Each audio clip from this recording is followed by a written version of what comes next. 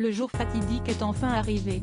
La cérémonie des victoires de la musique, présentée par Laurie Tillman, se tiendra ce vendredi soir à la Scène Musicale et sera retransmise en direct sur France 2 et sur France Inter. Et si les stars répondront bien entendu à l'appel en nombre, d'autres sont en passe d'en devenir les révélations.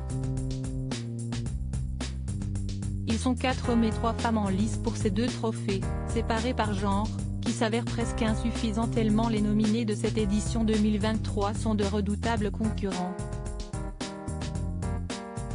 Il est même difficile de déceler des favoris tant le plateau de cette année est homogène et bourré de talent. On peut notamment penser à Pierre Demar. Le jeune artiste belge a trusté les charts francophones avec son tube Un jour, Je marierai un ange en 2022 et vient tout juste de dévoiler un premier album très réussi qu'il a enregistré. Nu et méché. Mais la bataille s'annonce intense puisqu'il devra notamment faire face à l'UJPK.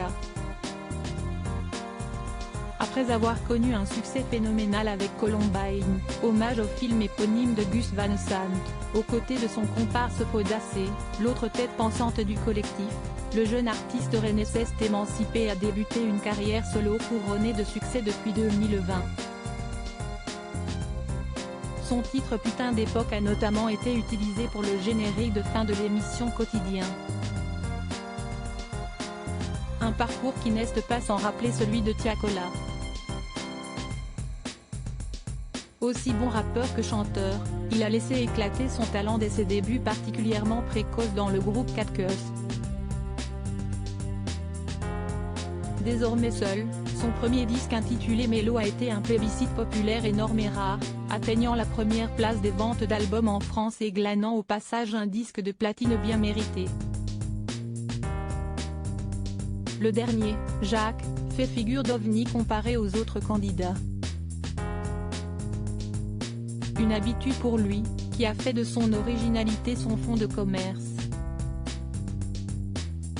Artiste producteur de musique électronique particulièrement créatif, exigeant et excentrique, sa fameuse coupe de cheveux en témoigne, il est enfin reconnu à sa juste valeur, à 31 ans, alors qu'il a déjà connu des succès par le passé, La Piste dans la radio en 2016, entre autres.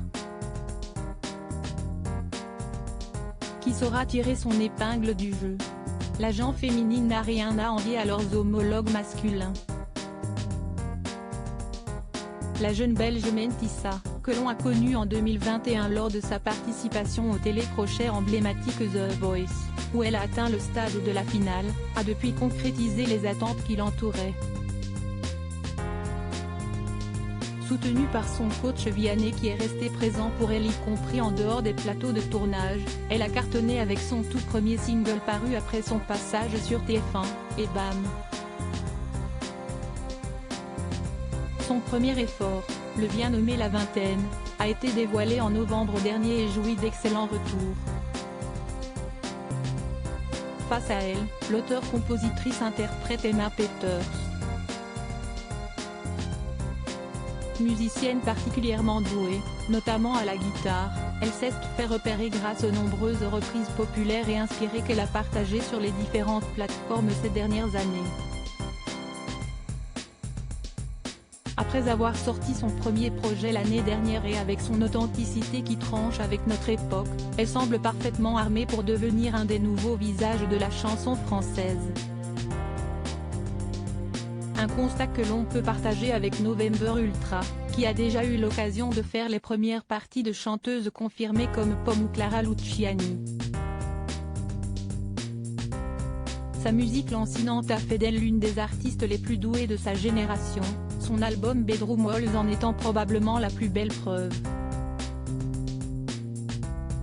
Reste maintenant à voir qui saura tirer son épingle du jeu et remporter les prestigieux et convoités trophées.